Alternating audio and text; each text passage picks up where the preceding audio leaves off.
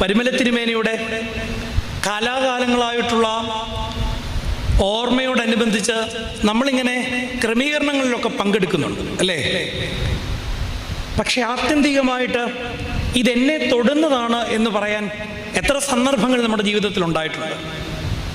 അവിടെയാണ് ഗൗരവത്തിലെടുക്കേണ്ടുന്ന ഒരു സാഹചര്യമാണ്, ദിവസമാണ് ഇതെന്ന ബോധ്യത്തോടുകൂടി ഈ പെരുന്നാളിലേക്ക് സംബന്ധിക്കുവാൻ തക്കവണ്ണം നമുക്കിടയാകേണ്ടത്. 77-ാം സങ്കീർത്തനം രചിച്ചത് ദാവീദ് രാജാവിൻ്റെ ഖൊയറിലുള്ള മഹാവൃന്ദത്തിലുള്ള സംഗീതജ്ഞന്മാരുടെ നേതാവായ ഒരു മനുഷ്യനാണ്. അദ്ദേഹത്തിൻ്റെ പേരവിടെ രേഖപ്പെടുത്തിയിരിക്കുന്നത് ആസാഫ് എന്നാണ്. ചീഫ് മ്യൂസീഷ്യനാണ് ആസാഫ്.